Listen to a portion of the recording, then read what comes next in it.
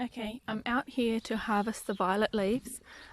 These little violets are slightly different. You can see by the little flower here. These are still the violet species. I'll show you the one that you usually see, especially if you're looking up on herbal websites. It's this one down here, and this is the one that I'm actually going to pick the flowers from, because you can actually see, the leaves from, because you can actually see the difference in the leaf here. So I want to pick this leaf and to put it in my lymphatic balm or oil. But here is the little flower here. So you can see it's quite purple. There's not enough flowers here for me to pick and make beautiful syrup with. And I've only just planted some at my place. So I don't have enough there. Like, it takes a little while for it to creep and crawl. So next year hopefully I'll have enough, and I'll keep spreading it around my garden. It likes to grow in shady places on the edge of garden beds, or the edge of the forest, even on the edge of a river or a little creek. That's just in a shady spot. That's where you'll find violet in the wild. But it is a really, really wonderful lymphatic for lymphatic drainage, even to the point some women get fibroids in their breasts, like hard tissue, which is not cancerous, but it has the potential to turn cancerous. And especially after breastfeeding, we get these like hard fibroids in there. This would be the best oil for women. Actually, I have a friend that has this issue, so I'm going to be passing some on to her, so that she can help massage these fibroids out of her breast. But you can collect the leaves all year round. Spring is just the time when the flowers bloom. But the leaves are around all year, so you can make this oil all year round. It's just spring is a really good time to encourage our lymphatic system to jump into gear again, because over winter time we do eat more and move less, and our lymphatic system kind of doesn't have its own pump. We have to jump start it. So doing breathing exercises to get the oxygen and the circulation going in your body, and also by moving a lot, maybe taking up a daily walking routine, going for, getting fit again, maybe going for a little jog, are all really good things to get your lymphatic system moving again, as well as giving yourself lymphatic massage with such herbs that help the promotion of the lymph nodes, because your lymph nodes can get blocked, and that's when you do get breast tenderness, and especially in and under your underarms. That's where you feel it a lot. In and under your neck you can feel it a lot. So it's good to be massaging these areas, and all over actually our bodies, because it's also that we're in our groin. So just giving yourself a daily massage, or every time you have a bath or a shower, hopping out and rubbing this beautiful oil on your body, particularly in those spots, is just going to help and increase the circulation and flow from your lymphatic system. A lot of people that do have a slow lymphatic system get a lot of water buildup. And especially in their legs. That's where you see it a lot, is it'll build up in their feet and their ankles, and they'll get cankles, and it's really common as well during pregnancy.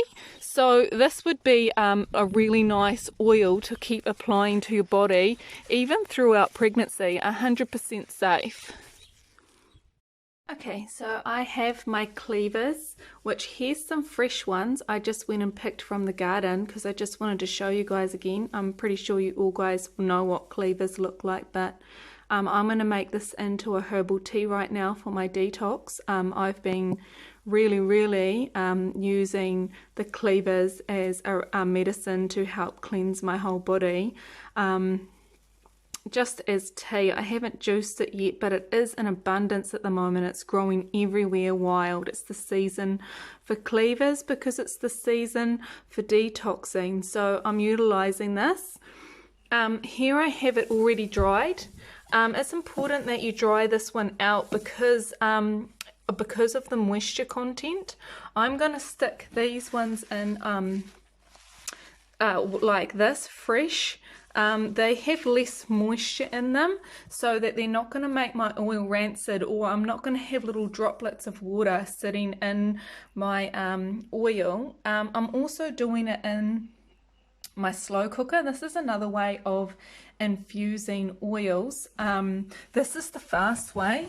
I mean, you know, the slow herbalism way is obviously doing it through the moon cycles and waiting 4 weeks for your product. But this is a really quick way. But I would say, you know, if the potential to be, if you get it too hot, you're actually destroying, the oils that you put in here. Oils don't like to be overheated. You know, that encourages the actual carrier oil to go rancid, and also you could be cooking off precious, delicate plant constitutions that are in these beautiful leaves here. So I'm doing this on warm, never high, never low, just on warm, and I'm only going to let it be warm for maybe between 3 and 6 hours. I don't want to see any bubbles in here, you know, stating that the actual carrier oil has got too hot. That means that my plants, you know, are cooking and the oil is cooking. It's too much. I'm not cooking. I just want to be infusing. So I'll probably leave it on for 3 to 6 hours. And what I'm going to do over the next, say, 48 hours is during the day I will turn it on, and then once it gets warm enough I'll turn it off, and then once it's cooled down I'll turn it on and I'll turn it off, and I'll never leave it on overnight. Overnight I will turn it off, and then I will do the same for the next, you know, 2 or 3 days. This is what I'm going to do, and I'm going to slowly draw out the properties from these beautiful lymphatic plants. Now, if you wanted to make this into a balm for, you know, breast fibroids, I would also suggest adding other oils in it, such as mugwort. Mugwort has been used by the Chinese to heal women hormonal issues for a very long time. It is beautiful to be using on our vaginas, as well as using on our breasts. All things feminine, rubbing into your womb, like on the outside. Mugwort is, I use it all of the time on myself. I'm even burning it. I will, you know, make myself yoni steams with it. I'll even make myself a yoni smoke with it. Like I'll burn it in a bowl on the toilet and sit over it and let it go all up on my vagina. Just to help my hormonal issues. So putting a mugwort into this, if it was going to be used for the breast, as well as red clover blooms. I don't have any of those on bloom on the farm at the moment, but I do have some oil out there that's already infused with red clover blooms. So when I make this balm for this lady that I know with breast fibroids, I am going to be putting in mugwort and red clover into this oil as well. But this one here is purely for lymphatic, really beautiful to be rubbing all over your body, especially in those areas where our lymphatics are growing, under your arms, behind your knees, and under your neck, really getting the circulation going. So now I'm just going to tip in my oil and put the lid on and, you know, start my rotation of turning on, turning off, turning on, turning off, so it doesn't overheat.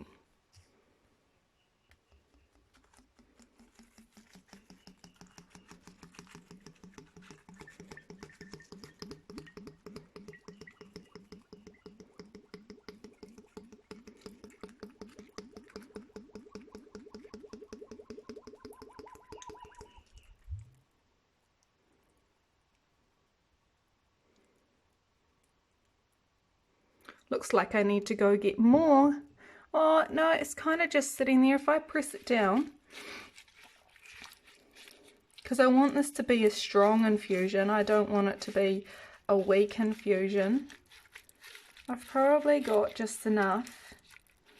No, I probably will add a little bit more oil. There's too much leaf sitting on top. It's just going to cook too much.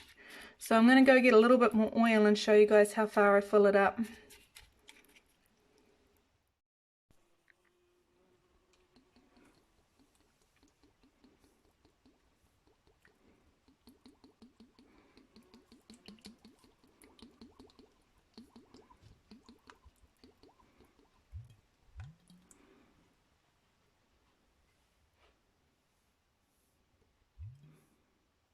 There, that's perfect.